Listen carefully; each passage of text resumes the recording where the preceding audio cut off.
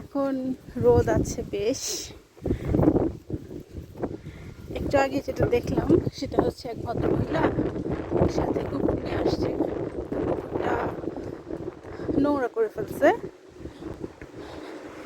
তো মহিলাটা করলো কি, কুকুরটা নোংরা করছে, তাও সে টয়লেট করছে একটা ঝোপের আড়ালে। সে কিন্তু খোলা মাঠে সবার সাথে করে নাই। তো ঝোপের আড়ালে ওই মহিলাটা নোংরাটা ক্লিন করে ফেলছে পলিথিন দিয়ে, সাথে একটা পলিথিনের ব্যাগ রেখেছে এবং ক্লিন করে ফেলেছে। আর বাংলাদেশি মানুষ যদি হইতো, তার পোষা কুকুর এরকম ময়লা করে ফেলছে, নোংরা করে ফেলছে, জীবনেও পরিষ্কার করবে না। বলবে যে কুকুর তো এরকম নোংরা করতেই পারে, তাতে আমার কি করার আছে। আসলে পরিষ্কার পরিচ্ছন্নতা এটা হচ্ছে রুচির ব্যাপার। আর আপনি আপনার শহরকে পরিষ্কার দেখতে চান কি না চান সেটা আপনার উপর ডিপেন্ড করবে। প্রত্যেকেই যদি এভাবে সচেতন থাকে তাহলে নগর পরিষ্কার হবেই। পরিষ্কার পরিচ্ছন্ন থাকলে তো নিজেদেরও ভালো লাগে। আমরা চলে আসছি একটা ঝর্ণার কাছে, পার্কে। আজকে শনিবার, সবাই বেরিয়েছে, আমরাও বেরিয়েছি।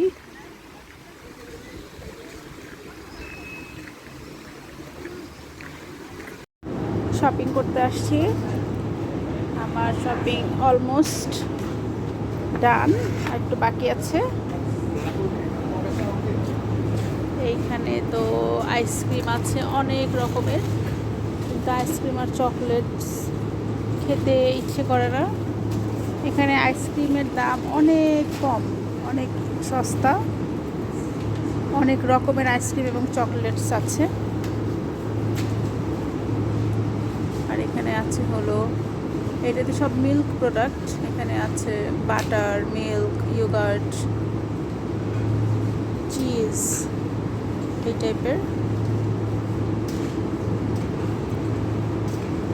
সন্ধ্যা হয়ে গেল অলমোস্ট, আর কিছুক্ষণ পরে মাগরিবের নামাজের সময়।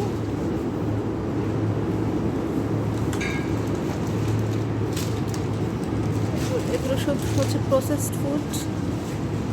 প্রসেসড ফুড নিয়ে আমরা খাই না, ভালো লাগে না। এখানকার রেস্টুরেন্টগুলোতে না, এরা হচ্ছে এখান থেকে ভেজিটেবল রেডি করা নেয়, তার উপর একটু চিজ দিয়ে দেয়, একটু হালকা বেক করে, অল্প একটু লবণও দেয় না। কোনো কোনো রেস্টুরেন্টে লবণও দেয় না কোনো ভেজিটেবল দেয়, শুধু ভেজিটেবল এমনি বয়েল করে দেয়, আর উপরে হচ্ছে একটু অলিভ অয়েল তেল দিয়ে দেয়। এটাই হচ্ছে খাবার। ওরা কীভাবে এই ধরনের খাবার খায় আমি আসলে জানি না। তো মজার খাবার যে নাই তাও না, মজার খাবার আছে, খুব কম এবং খুব রেয়ার।